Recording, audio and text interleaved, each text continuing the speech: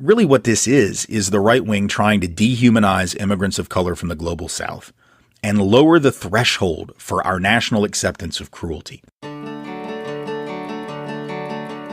This program is made possible by the members and donors to the show. To support the work we do for as little as $1 a month, or to sign up as a member and get commercial-free versions of every episode, plus members-only bonus content, sign up at patreon.com/bestoftheleft, or visit the Contribute tab at bestoftheleft.com.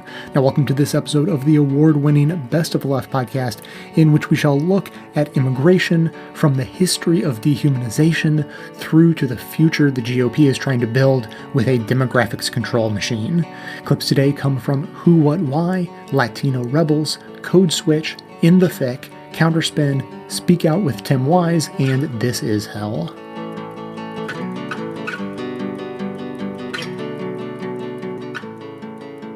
Even among European immigrants, though, do we have a short memory in terms of the historical framework? Because certainly there was pushback against Irish immigrants and Italian immigrants at various points as well. Yes, there absolutely was. And the immigration legislation, racially restrictive immigration legislation started after the Civil War, precisely to address this problem in the eyes of Congress that people of color were now going to be able to obtain citizenship by being physically present and then having children who would become citizens by birth. And so there was a very strong push to racially restrict immigration in order to maintain the whiteness of the country. And that started with the restrictions against Asians, Chinese, Japanese, and then all Asians. And Asia was defined as a very large territory, about 3/4 of the world's territory. And then it was extended even to those Europeans who were considered to be not quite white enough. So their immigration was never stopped entirely. People like the Irish, the Italians, the Greeks, the Poles, the sort of not white enough Europeans, but it was drastically cut back also in the starting in 1917 and through the 1920s. In a contemporary sense, when we have dealt with the issue of immigration in the past, particularly in the 80s, it doesn't seem like it was with the same degree, the same fervor that we're seeing today. Many of the issues were the same. The attitudes were different. Talk a little about that. Well, I think we do see something similar to the fervor we're seeing today, but it was in the 19th century, in the early 20th century, but it was always expressed in explicitly racial terms. That is, the invasion of the Chinese who are going to take over the territory and who are inadequate citizens because of their race. The attitudes are so extremely racialized. That is, these Central American children, and even the term of illegality that's applied to so many of the immigrants that are crossing the border is an extraordinarily racialized term that has almost come to replace race, because it's not legitimate to openly discriminate on the basis of race anymore. But if we replace race with legal status, suddenly it becomes legitimate to openly discriminate and to rail against people because of this category that they're put into, which we no longer call a racial category. Now we call it a category of legal status. The idea of illegal immigration, one of the things you talk about in Undocumented, is that the whole phrase itself, the idea of it, is a relatively recent phenomenon. Talk a little bit about that, Aviva. Yes, and that connects to what I was mentioning earlier, that really until the 1960s, the animus against immigrants was very openly and explicitly a racial animus. That is, we don't want these people because of their race, was the way it was expressed, both in the laws and in popular sentiment. But there were some changes in the laws in the 1960s that really created this category of illegal immigration from the 1960s into the present. And if you look back, say, in the 1950s, when large numbers of say, Operation Wetback, when large numbers of Mexicans and Mexican Americans were expelled from the country, it wasn't precisely on the basis of illegality. It was on the basis of race, of Mexican being considered a race. We don't want these Mexicans in the country. And so people who were U.S. citizens were of Mexican origin were expelled along with people of varying different immigration statuses. But the laws bringing Mexicans into the country as workers, that is, interestingly enough, all of the immigration restrictions that were passed in the 19th century, the Chinese Exclusion Act, the Asiatic Barred Zone, the numeric restrictions on Southern and Eastern Europeans, Mexicans were never restricted during that whole 100 years of laws restricting immigration from, say, 1865 to 1965. There were no restrictions placed on Mexican immigration. Mexicans were crossing the border in large numbers, primarily as seasonal workers, mostly recruited by U.S. employers and brought in on U.S.-built railroads that were built specifically to bring them here. And from 1942 till 1964, through the Bracero program, a U.S. government-sponsored program, explicitly set up with the Mexican government to bring in huge numbers of Mexicans as guest workers. So during that whole time until 1965, there were no restrictions on Mexicans crossing the border into the United States because they were not considered immigrants, because immigrants were people who were coming to stay, and Mexicans were considered to be workers, not people who were coming to stay. So in the civil rights climate of the 1960s, two really important things happened that tried to start treating Mexicans like all other people in the world as potential immigrants when they crossed the border. One is that the Bracero program was ended, and there had been a lot of political mobilizing against the Bracero program for its exploitative nature and its the way it undermined labor organizing in the fields and the status of farm workers, whatever their status as workers, whatever their legal or immigration status, because of this guest worker program. That was abolished in 1964, and at practically the same time in 1965, a new massive overhaul of the immigration laws were passed that did away with all of the prohibitions, racial prohibitions on immigration, and set up a uniform quota system so that every country of the world had a uniform quota. Now, the rationale behind this was to de-racialize the system and to treat all people equally.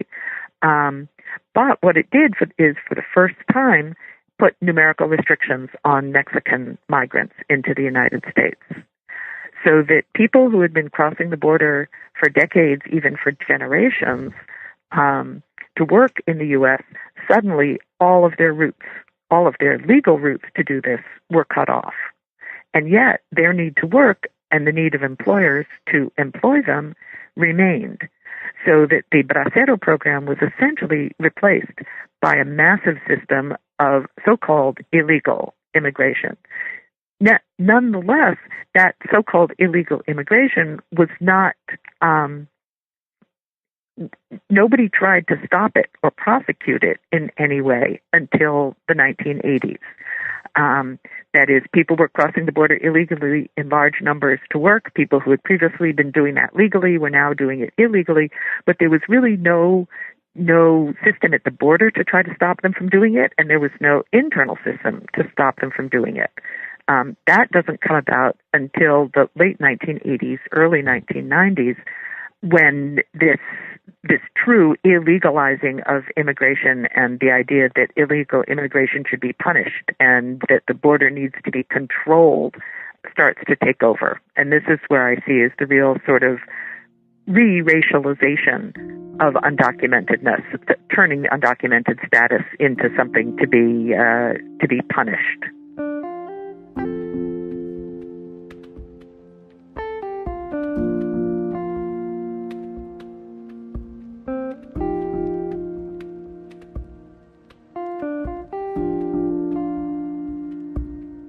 I wanted to talk to you because I feel like this is getting too simplistic, or am I overreacting to this in terms of what you and Mijente and other people have done and looking at this a little bit deeper?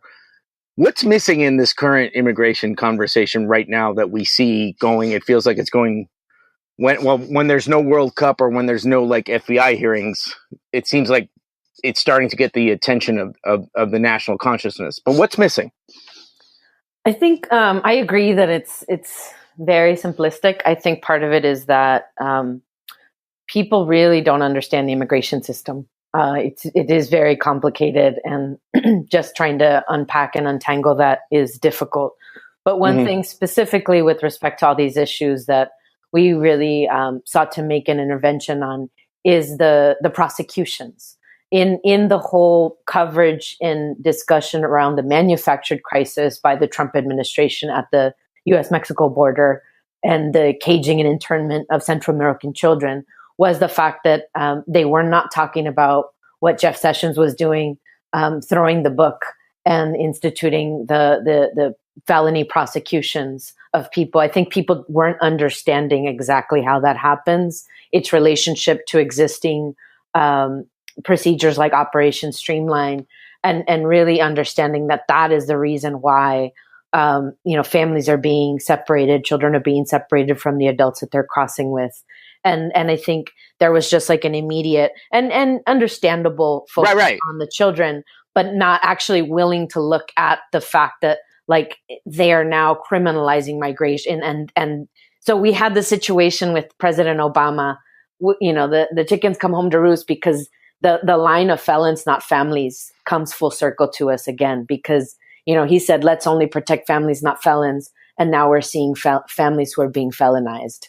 And right. So, yeah, not to cut you off, but I really want to talk a little bit more about this. But I think the point you're making about, I think people are well-intentioned. I mean, I've seen a lot of people like who have never been following this debate for the last couple of weeks who are like, why are these kids not being, with their parents?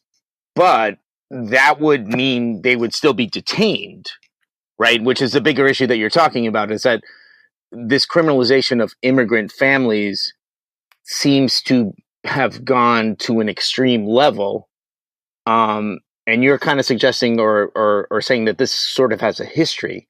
So tell me a little bit more. Like, I'm not trying to, here's the problem when I don't know about you, but it's like when you try to talk about this contextually now in 2018, like I've been called, when I raise these questions, people are like, oh, well, you're defending the Trump administration. It's not true. I mean, how do you try to manage all this? Because what we're seeing is a clear criminalization of immigrant families. Like that goes without question. But why, how did we get here, Marisa? Like, I'm struggling with this right now and how to best present this, as a journalist. You know what I mean? Yeah, I think I've commented about this, that we've sowed the seeds of our own demise. I think when last year fighting DACA, the rhetoric of "we are all dreamers," and then seeing Trump use it in the State of the Union address, again, the felons, not families piece.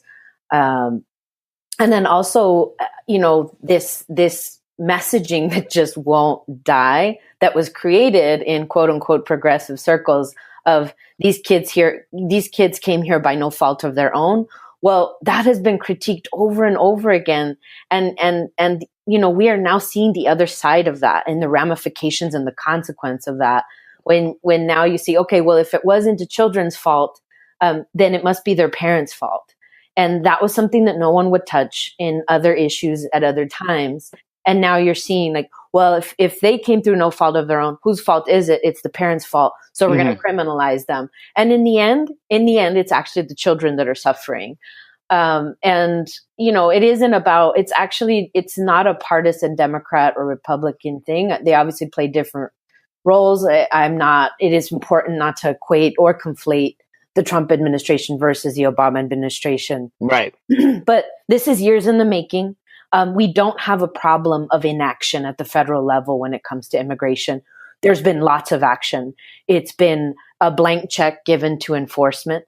There's a virtual policy and laboratory that operates with impunity on border communities, on refugees, on people who are coming to this country, and the deepening of criminalization of migration that we're seeing. The Trump administration at the end of the day inherited, we used to call it like they inherited a Porsche, like Obama handed over the keys of a Porsche, and Trump is revving up that engine.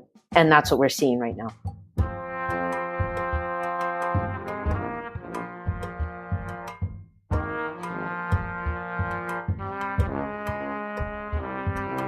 Today's episode is sponsored by Bolt, the security as a service company that is your one-stop shop for online security. Now, to be secure with your data, you need a few things. So here's a quick overview. You need a secure, encrypted connection between your devices and the rest of the internet. You need a secure and encrypted place to store files and back up your full hard drive online. And you need a way to create and store long, complicated, and unique passwords for every online account you own. With Bolt, they provide all of these services as a package deal, which allows them to offer it to their customers for 75% off. And as a special offer to my listeners, you can get an additional 10% off when you use the coupon code BEST at checkout.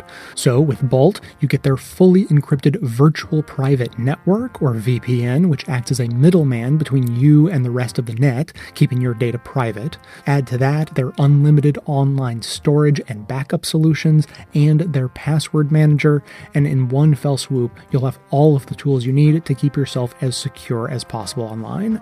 I've made it easy for you to find this deal. Just go to bestoftheleft.com/bolt. That's bolt like deadbolt. And don't forget to enter the coupon code BEST for an additional 10% off your bill, and not just for the first month, but for forever. Again, that's bestoftheleft.com/bolt, and use the coupon code BEST at checkout.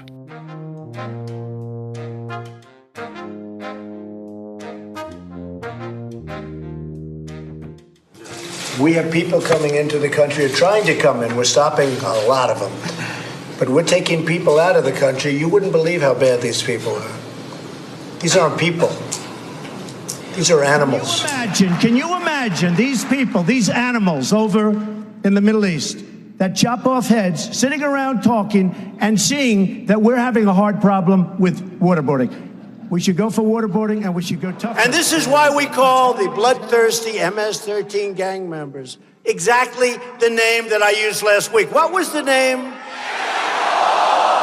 Animals. Over the past week, I've talked with a lot of people about the word animal. The experts included a sociolinguist, a neuroscientist, a philosophy professor, and historian Ibram X. Kendi. As a historian, what goes through your head when you hear President Trump using terms like animal to refer to people? Well, what goes through my head is that those are indicative of racist ideas. And throughout the history of racist ideas, certain races have been characterized, or I should say dehumanized, as in some ways animal-like. Dr. Kendi won the National Book Award 2 years ago for his book Stamped from the Beginning, The Definitive History of Racist Ideas in America. And he says in order to establish human hierarchy, humans have been calling other humans animals for a long time. 2,000 years ago, Aristotle was doing this. There were the Greeks and then the non-Greeks. Greeks were human, non-Greeks were barbarians, animals who needed civilizing. But this idea of racial hierarchy, Dr. Kendi says, that really started taking shape around the 1400s with the transatlantic slave trade and dehumanizing language penned by a Portuguese biographer. Gomes Zurara ended up being commissioned to write a biography of Prince Henry the Navigator. Prince Henry the Navigator really pioneered the transatlantic sort of African slave trade. So he sort of financed the Portuguese to sort of go around the Muslim middlemen through the Sahara and use the Atlantic to then go and enslave people and bring them back to Europe, and eventually started bringing them to the Americas. And so when the king asked Gomes Zurara to write a biography of the king's uncle, which was Prince Henry, he, of course, had to write a glowing biography. And in writing a glowing biography, he ended up describing the reason why Prince Henry was enslaving these people was not to make money, but was to civilize them because they were beasts. And so I write about this and show this in my book, from the original pioneering Portuguese slave traders to the French to the British. These travelers and thinkers were typically describing the Black people they were enslaving as beasts to justify their expeditions, to justify their mass murdering and kidnapping of these people. After the abolition of slavery in the U.S. in 1865, free Black men were depicted as ferocious animals out to rape and devour white women. Thousands of people were lynched. Native Americans were referred to as savages, wolves, lice, to be exterminated. The justification for ripping Native American families apart and forcing children into boarding schools came from Captain Richard H. Pratt's speech, "Kill the Indian and save the man," delivered in 1892. The Chinese were also considered uncivilized and referred to as filthy yellow hordes ahead of the Chinese Exclusion Act in 1882, and we're going to get to more on that in a bit. And the Japanese were referred to as devils ahead of their internment during World War II. In the 1950s, signs could be found in the windows of businesses across the American Southwest reading, "No dogs, no Negroes, no Mexicans." The list is long and it's hideous, and it's still being added to. Sociolinguist Otto Santana, a professor in the Chicano-Chicana Studies Department at UCLA, analyzed the language about Mexican immigrants used by the Los Angeles Times between June of 1992 and December of 1994. And what I found was that the metaphors used to characterize immigrants were systematically negative. The major one was immigrants as animals. They were pack animals, they were coyotes, they were pollos, they were any number of animals. The Border Patrol were hunting those animals, they were tracking them down, they were caging them, they were eliminating them. Professor Santana told me the LA Times journalists were not only quoting people using this type of language, they were using the metaphors themselves. And during that time, on November 8th, 1994, California voters passed Proposition 187. People who backed the legislation, like California Republican Governor Pete Wilson, called it the Save Our State Initiative. Opponents called it racist and anti-immigrant. It stopped all unauthorized immigrants in California from accessing non-emergency health care, public education, and other social services. And the law required folks who worked at agencies that provided these services to report people they thought might be undocumented to the INS, the U.S. Immigration and Naturalization Service. Now, Prop 187 was declared unconstitutional, but Professor Santana says the U.S. in 2018 feels eerily similar to California in 1994. And President Trump's rhetoric is giving him deja vu. By allowing and by utilizing the term illegal alien and criminal alien, which is his favorite term, he, again, legitimizes the discourse in the public sphere that demeans and dehumanizes immigrants. Professor Santana says illegal alien, criminal alien, animal, they're all bad. They're all describing a group of people as not human. Animals. When he characterizes them as animals, that reflects a concept that was used by the Nazis when they characterized Jews in 1930s. That led, of course, to the Holocaust. When you dehumanize a person entirely, then you're able to eradicate them without concern. That's why good family-oriented people are willing to rip children out of the arms of those animals, because those Latinos are not people in the way that good Americans are. Now, there are people who think that comparing President Trump's language to the language of Nazis is hyperbolic, it's offensive, and it's useless. One of those people is The Hill's media reporter, Joe Concha. Concha says that so much of the news media has taken Trump's animal reference way out of context. He says that the president was referring to MS-13 gang members, not all Latino immigrants. I caught up with him on his cell phone while he was making his way back home to New Jersey from D.C. When President Trump compares MS-13 to animals, They are. They really are. They decapitate people. They rape people. They're a horrible, horrible existence on this planet. And if anybody but Trump says it, no one even blinks twice when that is said. Didn't Hillary Clinton once call gang members, super predators? I don't remember. Yeah, exactly. They are not just gangs of kids anymore. They are often the kinds of kids that are called super predators. No conscience, no empathy. We can talk about why they ended up that way, but first we have to bring them to heel. And the president has asked the FBI to launch a very concerted effort against gangs everywhere. Historian Ibram Kendi, who you heard from earlier, says dehumanizing people is totally bipartisan. In fact, everyone is susceptible to using this type of language. There's a long history of abolitionists using this language, civil rights activists using this language, liberals using this language. I mean, to give an example, during the enslavement era, one of the more popular theories that abolitionists put forth was that slavery was literally making Black people into brutes. So it wasn't just dehumanizing, it literally had dehumanized them and made them into brutes. And so that's why slavery is so bad. We need to eliminate it. It's made these people into animals. And the same idea has been made about segregation, about poverty.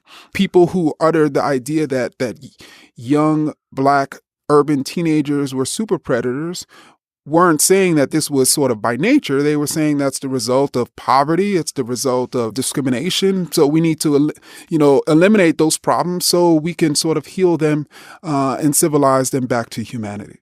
And it turns out everyone is susceptible to believing other people are subhuman. I spoke with Emile Bruneau, a neuroscientist and director of the Peace and Conflict Neuroscience Lab, and he helped conduct a study to test this. First, he showed people the Ascent of Man diagram. That's the one that supposedly shows how human beings evolved. It goes from apes to advanced humans. You've seen it. And what he did was he let people rate certain groups of people, rate their humanity from 0 to 100 on that diagram, 0 being the least human, the ape, and 100 being the most human. And when he gave that study to Americans, Muslims and what Bruneau refers to as Muslim-related groups, like Iranians and Palestinians, they scored 10 to 15 points below white Americans. So they were considered less human. And it was Americans of all races and ethnic backgrounds who scored Muslims this way. If the media and the norms of a society are all biased against one group, then all groups in the society learn that, including the group that's at the losing end. Bruneau found that the people who rated Muslims lowest on that scale, they were more likely to say they were against the Iran nuclear accord and for the torture of terror suspects.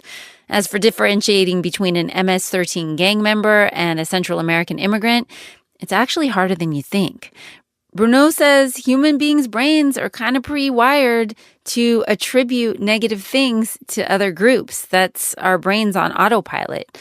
So he says if you're not a part of that racial, ethnic, or religious group, the automatic response in your brain will conflate the gang member who was just called an animal with all the other members of that group, or the Muslim terrorist being hunted down with all Muslims. And one simple example, I've been looking at the tendency to collectively blame groups for the actions of individual extremists from those groups. Mm-hmm. And Americans, if you ask them how responsible are Muslims in general for an attack by a Muslim extremist, they will say about 35 to 40 points on a 100-point scale.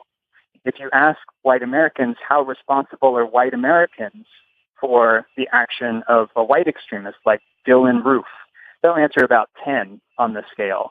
So there's an extreme difference in how much they apply the actions of extreme group members to the group as a whole. Bruneau is conducting studies right now to figure out the best ways to jolt the human brain out of these automatic responses and into deliberate cognition. He says, based on what scientists know about how the brain works, he's pretty sure shaming someone for their beliefs and making them feel bad is not the way to do it. I spoke with David Livingston Smith more about this. He's a professor of philosophy at the University of New England, and he's author of Less Than Human: Why We Demean, Enslave, and Exterminate Others. He thinks one way to wake Americans up to the evils of dehumanization is to teach us our history, an unsanitized version of it. Americans tend to have a rather deformed picture of their own history. Mm-hmm. And so we're not so acquainted, like the Germans are, with the atrocities that, white America has committed. If you're aware of those things, then it might give you pause. I teach a course called Race, Racism, and Beyond. Mm-hmm. And without exception, my students have never heard how bad things were. The loss of flattering illusions is a very painful process. Mm-hmm. It is for all of us. And, I have compassion with that, but it would be very beneficial because it might actually result in some dramatic improvement in the nightmare of race relations in this country.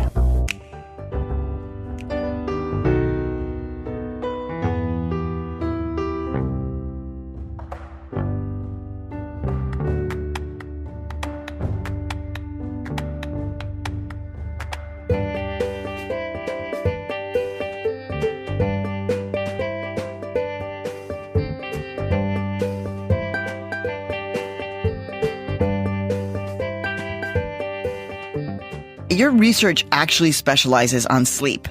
It specializes on memory and on PTSD. That's right. Because you essentially look at what sleep deprivation can do as a result of PTSD. So actually your subjects are animals. And what we do know is that pediatricians and mental health experts have said that the trauma of what is happening with these families being ripped apart, these children literally being taken out of the arms of their parents, can cause irreversible, lifelong damage. But can you explain what actually happens in the brain when a child goes through this trauma of being separated from their parents? And a lot of people might be saying, well, how do you see that if you're researching animals?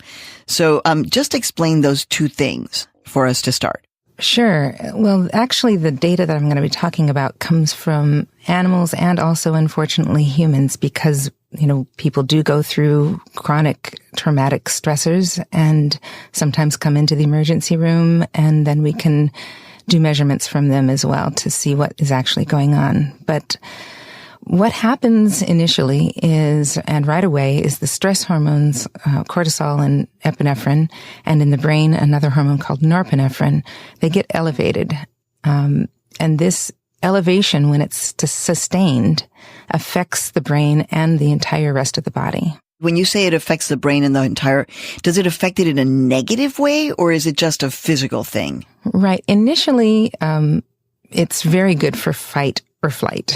And those are good responses. But when the body can't do either one of them, it can't fight and it can't flee, the body really sustains that as an impact. The body keeps score. And there's a really well-titled book by a psychiatrist who treated veterans of Vietnam for decades. And he wrote this book called The Body Keeps Score. It's something that we can't control cognitively. We can't do anything about.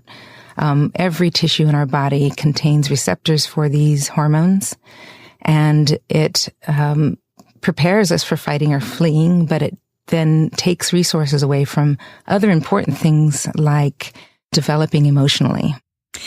I got to tell you, Gina, when you said that, you have this reaction, fight or flight. We all feel it, right? You can feel it when you see a cat, if you're afraid of a cat. That's right. And then you know what to do, right? Right. But when you just said, when you do not have an option to either fight or to flee. And I just, like, my whole chest just was like, because it's like you're a child, you can't fight and there's nowhere for you to go. I mean, that in and of itself, that feeling of helplessness, I imagine has also has some impact on the brain.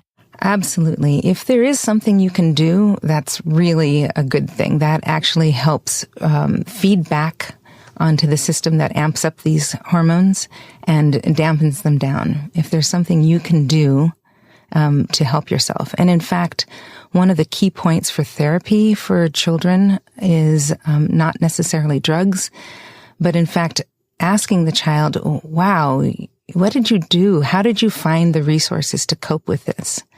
making them empowered, making them feel powerful. That's really an important part of treating people who have gone through such trauma. Right now, what we know of these recent numbers as a result of zero tolerance is that it's over 2,000 children have been separated from their parents at the border.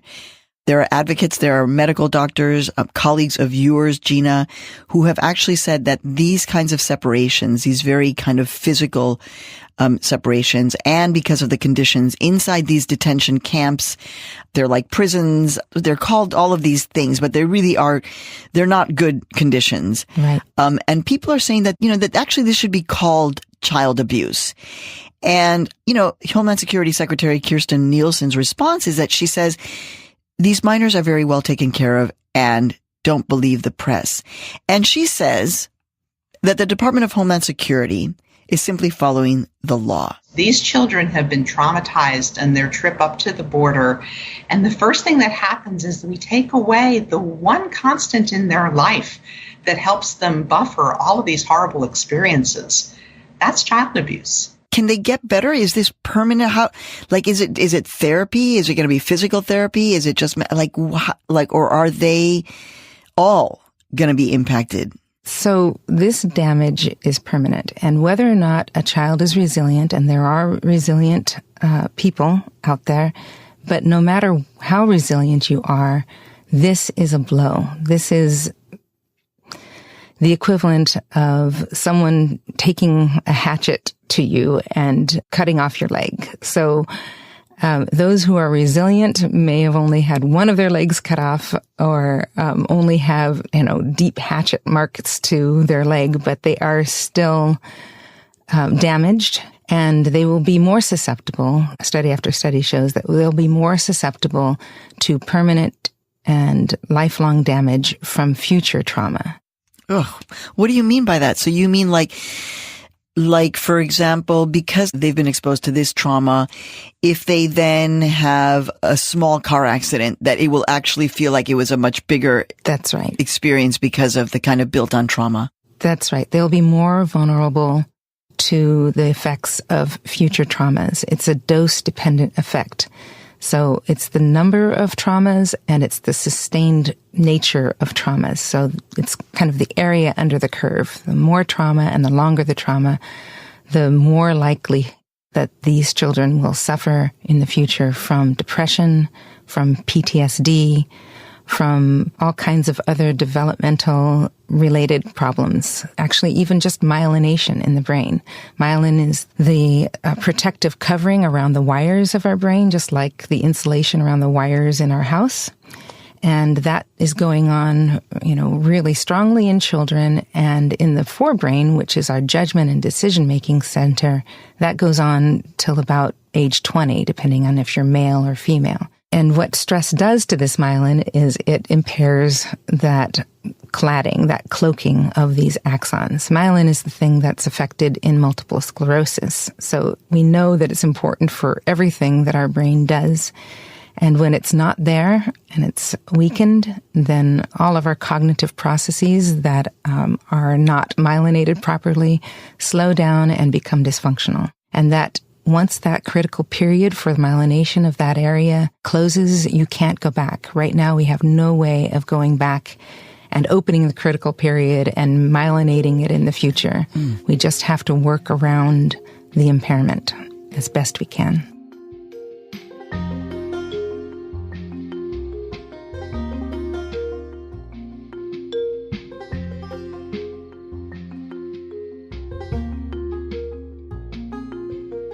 In these dark times, there aren't a whole lot of unambiguously positive things you can do to make the world a measurably better place, but there is at least one piece of low-hanging fruit that I always recommend. To help with our shift to a renewable energy future, we can sign up for renewable energy in our homes and offices. Depending on where you live, renewable energy may even be cheaper than the old fossil fuel sources, and of course, you only have to sign up once and reap the rewards effortlessly indefinitely. If you live or work in New York, Pennsylvania, New Jersey, Maryland, D.C., Delaware, Illinois, Massachusetts, or Ohio, you can sign up with the clean energy company I've partnered with, Clean Choice Energy. To sign up and support the show by letting them know that I sent you, just visit cleanchoiceenergy.com/best. You can easily find that link right in the show notes on the device you're using to listen right now, or you'll find it on the sidebar of the homepage at bestofleft.com. It'll make you feel good every time you see your electricity bill, so don't wait. There's nothing stopping you from signing up to use renewable energy right now, and it's easier than you think. Again, visit cleanchoiceenergy.com/best to get started. When it comes to energy, now you have a choice. On June 18th, ProPublica released an audio recording from inside a Border Patrol detention facility. Children separated from parents and family members could be heard crying in the background, while a 6-year-old girl from El Salvador begged for someone to let her call her aunt. The recording was a reminder, were it needed, that immigration policy has deep and lasting effects on actual people. However, as Jordan Holycross reported for Fair.org, as corporate media reported the story, the voices of those impacted most by immigration policy were drowned out by sound bites from Congress members and Trump administration officials. Looking at a week's worth of coverage on 6 major broadcast and cable news networks, Holycross found networks airing the voices of 248 sources, of which only 15, or 6%, were current immigrants, whether children or adults. Another 2% could be identified as past immigrants. Those who work with and for immigrants were also missing from many programs. 13 immigration rights advocates were cited overall, amounting to 5% of sources. Meanwhile, 62% of all sources were from the federal government. 47% were Republican officials, mainly representatives of the Trump White House or Congress members. 21% of sources were Democratic officials, mostly members of Congress. Put it this way, for every immigrant voice included in TV coverage of the child separation crisis, viewers heard from 6 different Republican officials. The few immigrants and civil rights advocates who were cited, Holycross found, often explained that those coming to the U.S. are generally escaping life-threatening violence and instability, a factor that neither White House officials nor Congress members touched on. Small surprise, given that that line of inquiry risks broaching the role of U.S. foreign policy in that violence and instability. There were counterexamples, there usually are, but overall, broadcast and cable news's narrow choice of sources meant a loss of critical context and coverage that tended to reduce the lived experience of immigrants to leverage for U.S. politicians.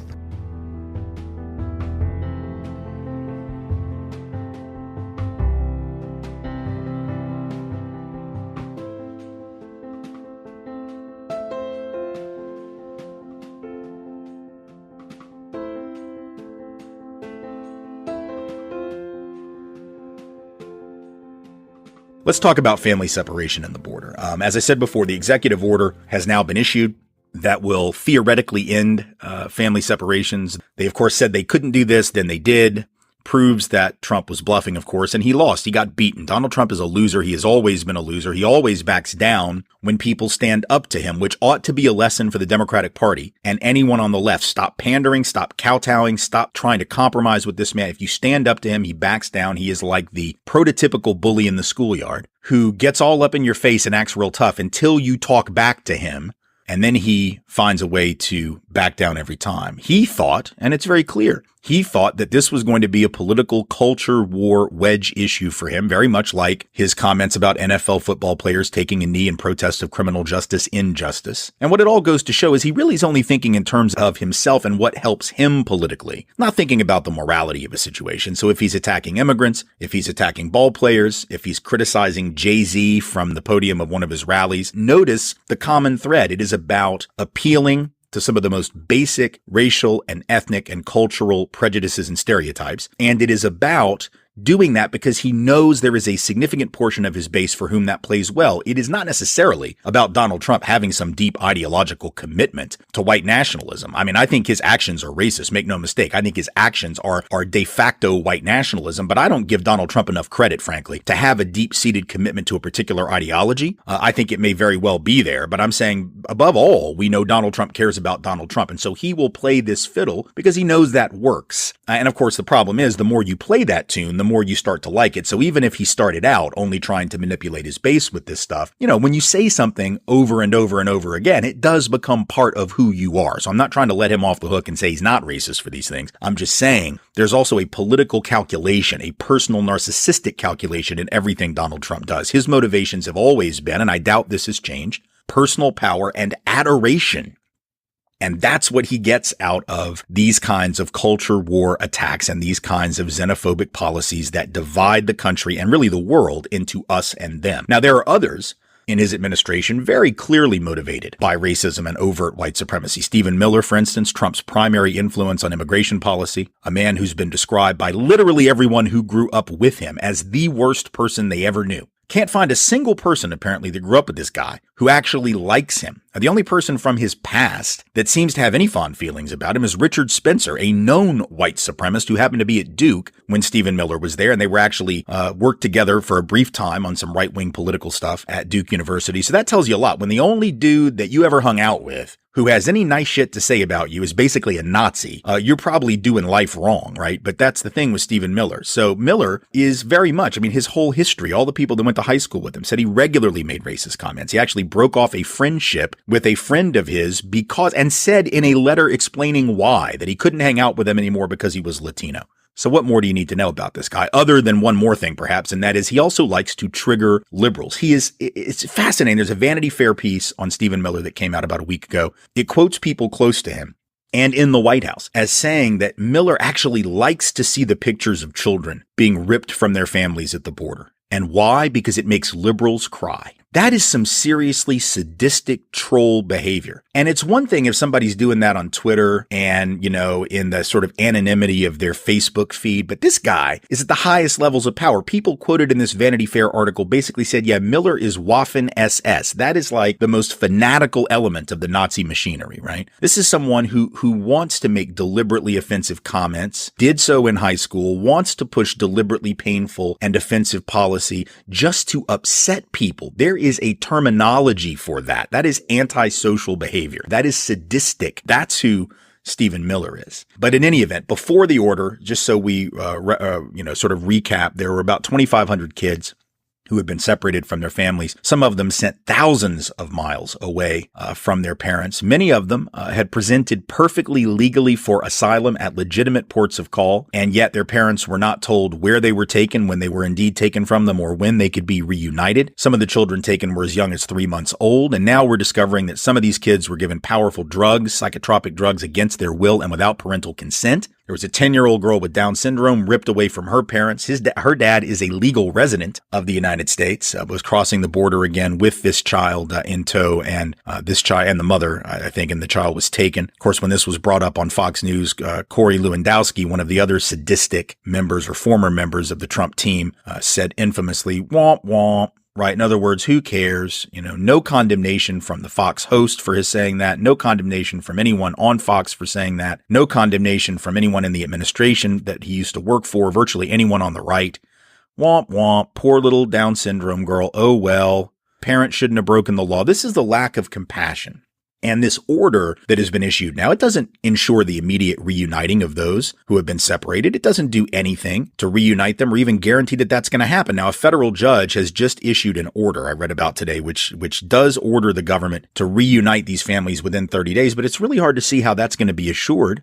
And I don't see anything to suggest what the punishment is going to be if the government fails to make that happen. Are we going to legally imprison the head of ICE? Are we going to legally imprison Secretary Nielsen at DHS? Are we going to impose some type of sanctions on Jeff Sessions? I mean, what's going to happen if that doesn't happen? I understand the court's ordering it, but I'm not sure what the consequences are if the government fails to do it. And let's be honest, even if they stop the family separations and they reunite families, at best all that means is we're going to be housing families together in detention, often in tent cities in the desert in 100-degree heat. Still incredibly cruel, and there isn't any need for it. You could treat these migrants as other administrations did, administratively and civilly, releasing them on bond until their hearing and their adjudication is completed. I know people say, oh, they never come back. They never come back. Actually, the research suggests that somewhere between 2/3 and even 80% of the people who are released awaiting a hearing on their claim do in fact return. There are other ways that you could ensure that even greater. You could use ankle monitoring or something like that. There's been some pilot programs actually that have had even greater success than the 80%. That number comes from a study at Syracuse University a couple years back. So the idea that you have to simply prosecute the parents and you can't release them because they'll just run into the hinterland and, I don't know, get a job and contribute to the economic base of the country, well, that's not even true. But here's the thing. The president,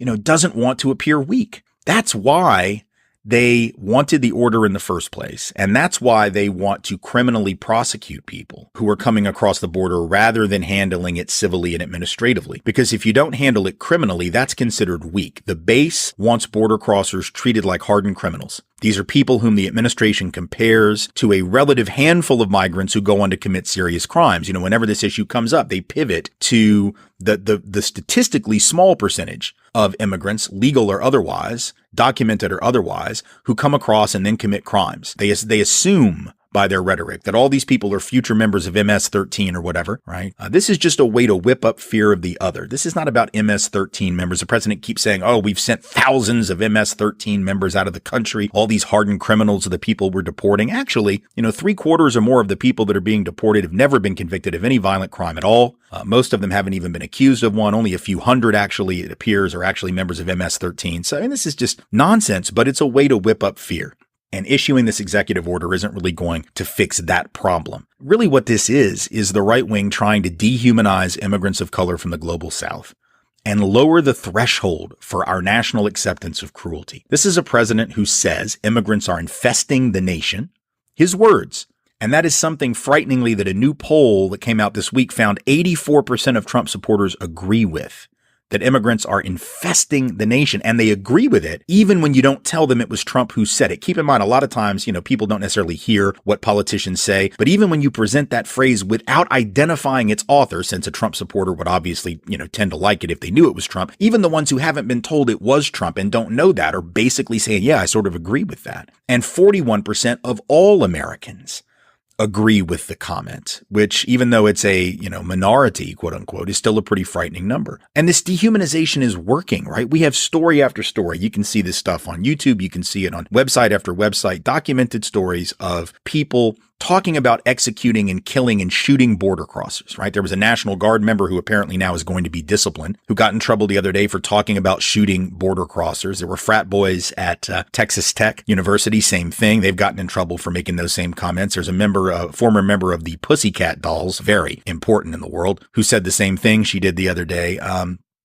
And you hear these kind of comments all the time in the comment sections of probably your local newspaper, let alone, national news feeds, right? That we should just shoot them, one bullet to the head and save the government the money, right? This is spilling over, I should point out, into the way that the Republican Party even treats its own. Recently, the former chair, the outgoing chair of the Minnesota Republican Party, who was born in South Korea and adopted in the United States, said that she has been subject to repeated racial slurs and hostility about her place of origin and not being a real American and being, the C word for Chinese folks, which is not even Chinese, but, it's a word that gets used against all Asians, been called a dragon lady. Sadly, even in the face of this, she still denies that Trump has fomented this, even when it wasn't happening before, and even when it's been turned against her. So Stockholm Syndrome is real, y'all. But the point is, this is eating their own. Like this kind of hostility, you cannot separate this from the larger phenomena of Trumpism. This is a guy who is essentially saying that the immigrants that are coming are not human. He actually said during the height of this family separation crisis that the children who were coming were lying about why they were coming to the U.S., that they'd been coached to lie. They weren't really fleeing violence. They were really coming for other reasons, which he wouldn't specify. But the suggestion was they were these nefarious reasons, like they're coming to take advantage of us, right? There's always this sort of notion, again, of infestation and taking advantage. This is a guy who, of course, has referred to African nations, Haiti and El Salvador, as shithole nations. Talked about Nigerians saying that if they came to the country, they'd never want to return to their huts. We need less of these people from shithole countries and more people from Norway, right? I mean, this is, come on. How much more of that do you need to see and to hear before you realize that this is about sort of a fundamentally cruel, inhumane, and at its root, really racist white supremacist mentality? Even during the campaign, when he started his campaign and said, well, Mexico's not sending their finest. Look, as I've said before, no nation ever sends its finest. England certainly didn't. That's not who, those of us who descend from Anglos, they weren't the finest. The finest never get on the boat, right? The finest stay where the hell they are because they're winning. Why would they leave if they're winning? Winners typically don't leave. They stay because they're winning. And by the way, no nation ever sends anyone. It's not like immigration is this thing where, the government of whatever, actually like sponsors the boat and says, hey, y'all have a good time. Like there's nobody sending anyone. People are leaving. They are fleeing. And it's always the ones who were the quote unquote losers of their respective countries, who can't make it, who were suffering, who were starving, who were being oppressed, affected by gang violence in various parts of the world, or drug cartels, whatever it is. It's never the finest in the sense of the winners, right? The most successful, but it is people who have the drive and determination to try to start over again. There's something beautiful about that, but Donald Trump can't see that unless those people, I guess, are from Norway or at least have the skin complexion of people who are.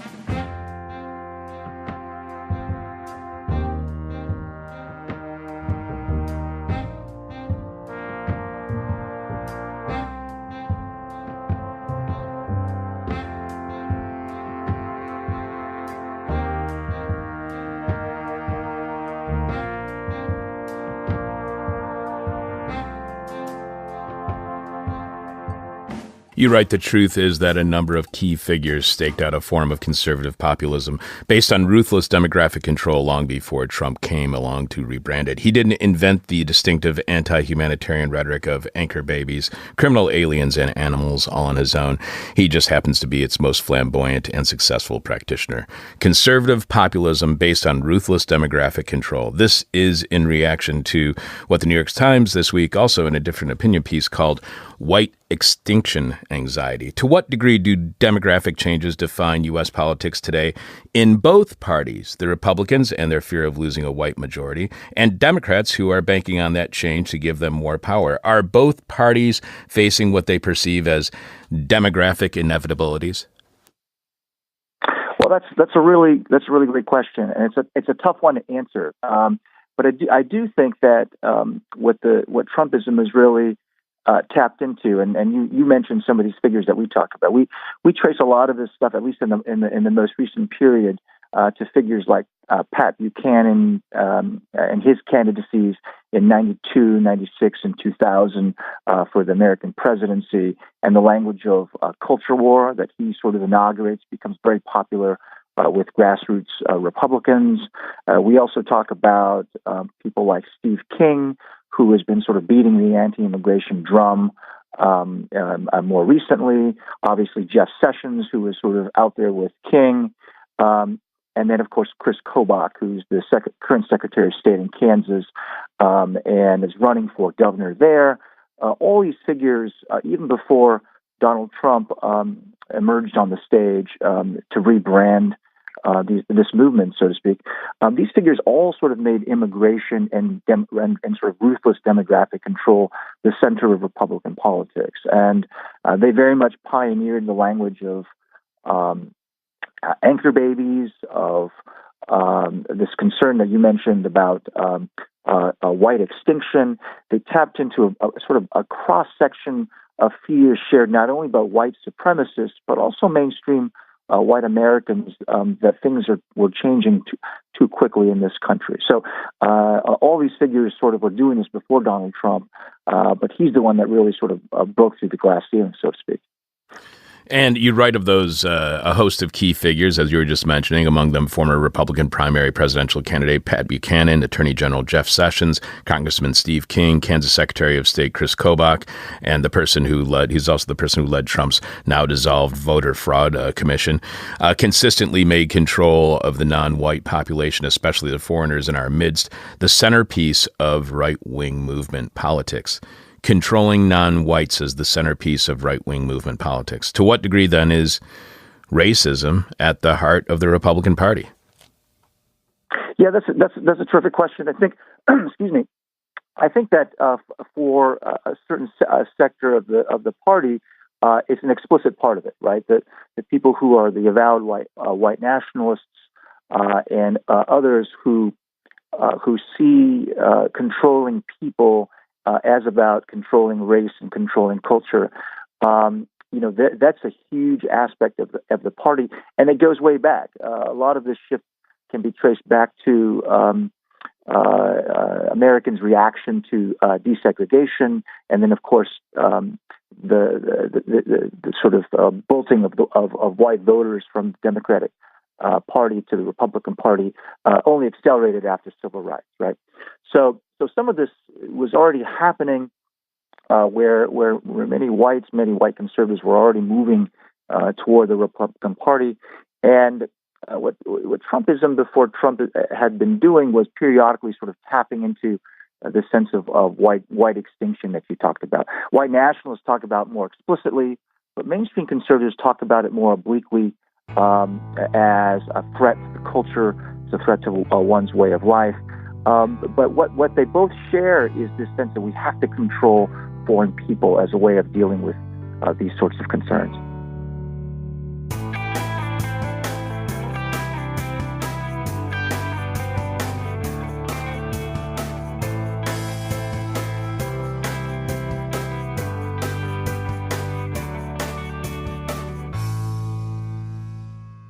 We've just heard clips today, starting with Who, What, Why, speaking with Aviva Chomsky about the history of criminalizing immigration in America. Latino Rebels followed that up with more conversation about immigration criminalization. Then we heard Code Switch's segment breaking down the history of using dehumanizing language to stoke fear and hatred of outsiders. In the Thick spoke with a neuroscientist about the traumatizing effects of family separation. CounterSpin looked at the media landscape and explained whose voices are being highlighted and whose are being ignored in the immigration debate. Tim Wise did a commentary on his show Speak Out on family separation and the rhetoric of hatred. And finally, we just heard This Is Hell, talking with Robert Tsai about the GOP and their racist demographic control machine intended to keep them in power. As always, you can find links to each of these segments in the show notes for easy reference and sharing. And now we'll hear from you.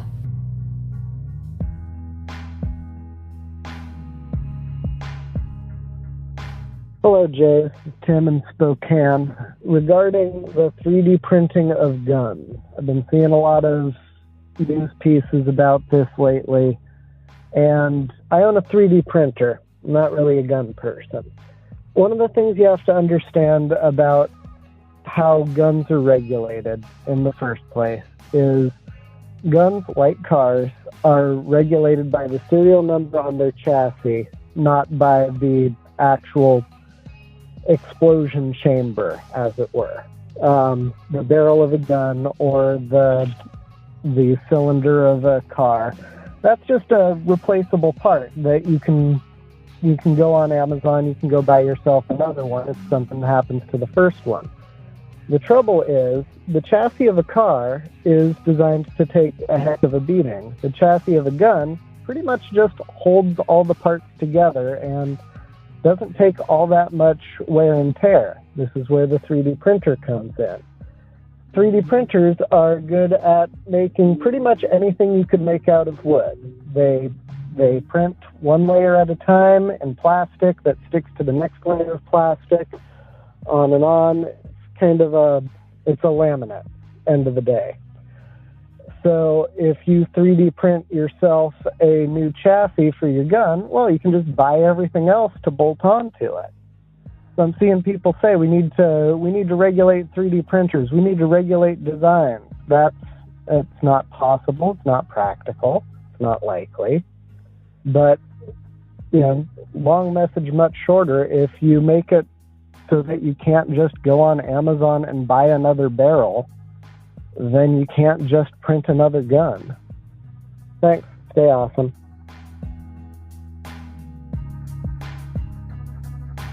Hello, Best of the Left. It's Craig from Ohio, and I want to take a crack at the question that V had about what progressivism is.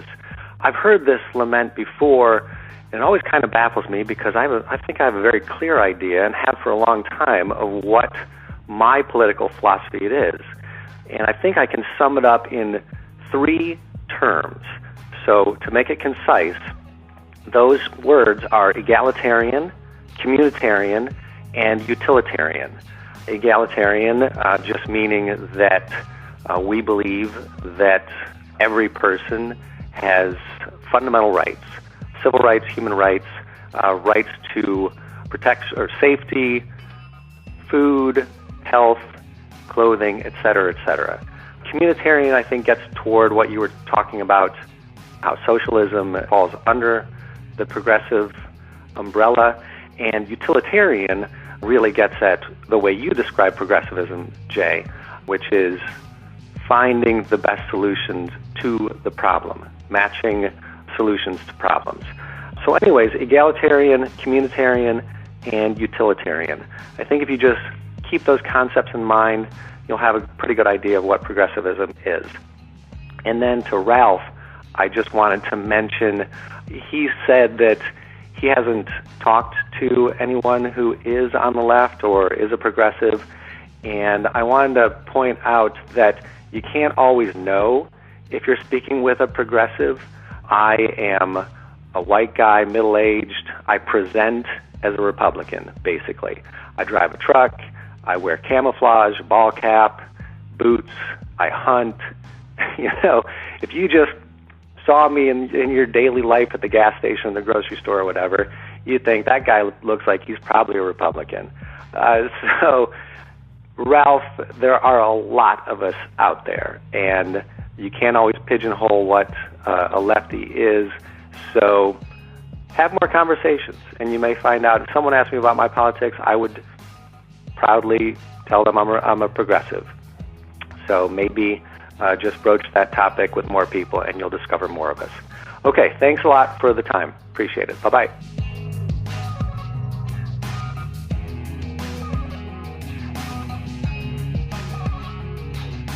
Hi, this is Jeff T., longtime listener from New York.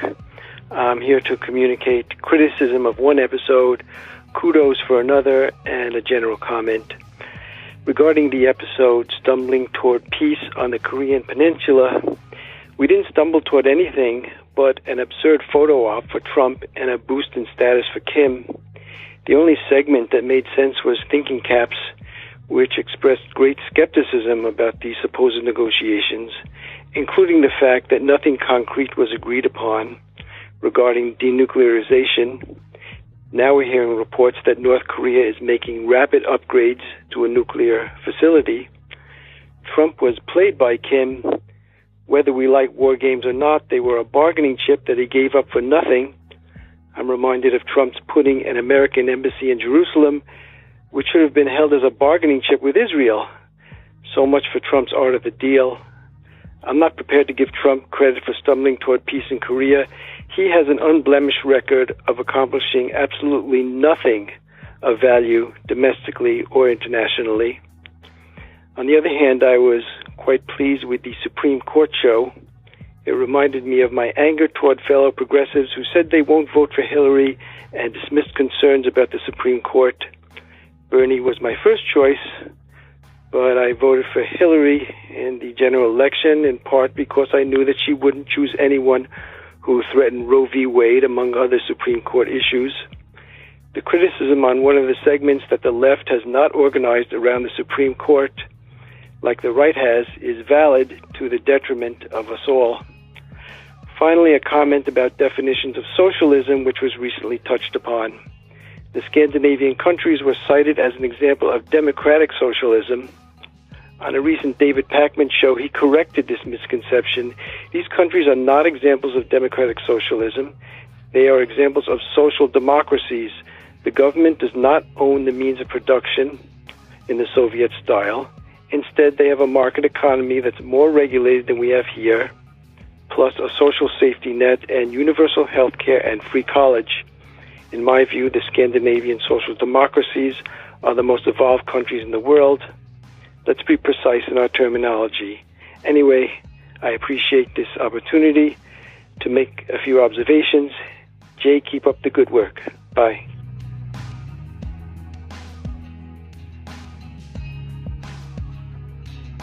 Thanks for listening, everyone. Thanks to the volunteers who helped gather clips to make this show possible. Thanks to Amanda Hoffman for all of her work on our social media outlets and activism segments. And thanks to all those who call into the voicemail line. If you'd like to leave a comment or question of your own to be played on the show, you can simply record a message at 202-999-3991. Now, I just have a quick response to the last bit of Jeff's voicemail that we just heard. He was trying to clarify between democratic socialism and social democracies. Just that sentence, I think, will make a lot of people's heads spin. And I'm actually surprised at my own perspective on this. People who know me definitely know this. Maybe people who just listen to the show could sort of glean it. But I really like knowing the specifics. I really like being precise and accurate whenever possible. I try very hard to avoid confusion before it comes up at all times. But when it comes to labeling political ideologies, there are few conversations that exhaust me faster than that. I just find myself not really caring, because I don't think it's necessary to know what a political ideology is named in order to know what policies a person supports. You can know what a person supports without knowing what that name for that ideology is. And really, it's the policies that matter a lot more than the name of the ideology. So I get exhausted and try to skip past that conversation whenever possible. There's one example I can think of a conversation that wears me out even faster than that. It happened recently. I guess the royal wedding was on. Amanda was watching it, and I was like nearby and sort of looking at it every once in a while, and she made a comment like, "Oh, there are some of the royal kids." And I said, "Oh, sorry, whose kids are those?" And immediately, she didn't even have a chance to answer. I was like, no, wait, I'm sorry. Never mind. I retract the question. I have no interest in whatever the answer to that question is. So, like, understanding the family tree of the British royal family, that exhausts me more than labeling political ideologies, but they're sort of in the same ballpark. That said, I'm pretty sure what Jeff said was wrong. I didn't go back and find the original clip from David Pakman when he breaks down the difference between the two, but what Jeff just said is that democratic socialism is when the government owns the means of production. And just as a for instance, Bernie Sanders calls himself a democratic socialist, and I'm pretty sure he doesn't want Soviet-style government ownership of all businesses. So without even looking up any definitions of anything, we know that there is a major breakdown in understanding, not just with Jeff, could be with everyone. One video of David Pakman's I did just find, he was having a conversation with a listener, and he was saying, like, look, some will argue that the definitions of these terms are changing, or they have changed.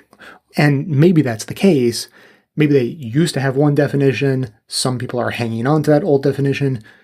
New people are adopting the words, but forcing it to mean something else. Languages do evolve. On the other hand, it's important for words to have definitions so that we can know what we're all talking about. So that's why this conversation is confusing, but mostly exhausting, because it doesn't matter. So if Bernie Sanders, the most famous democratic socialist in the world, doesn't advocate the policies that Jeff says democratic socialists advocate for, well, then I guess the terms are changing definitions, and a lot of people can be upset about that and think that the terms should mean what they mean and mean it forever, but I guess that's just not going to be the case.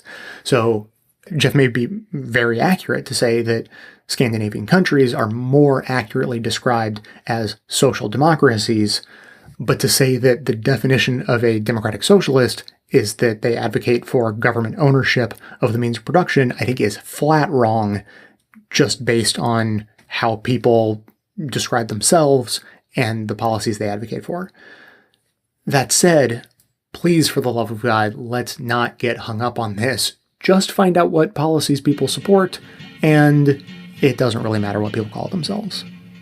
As always, keep the comments coming in at 202-999-3991. That is going to be it for today. Thanks to everyone for listening. Thanks, of course, to those who support the show by becoming a member or making donations of any size at patreon.com/bestoftheleft. That is absolutely how the program survives. Of course, everyone can support the show just by telling everyone you know about it and leaving us glowing reviews on Apple Podcasts and Facebook to help others find the show.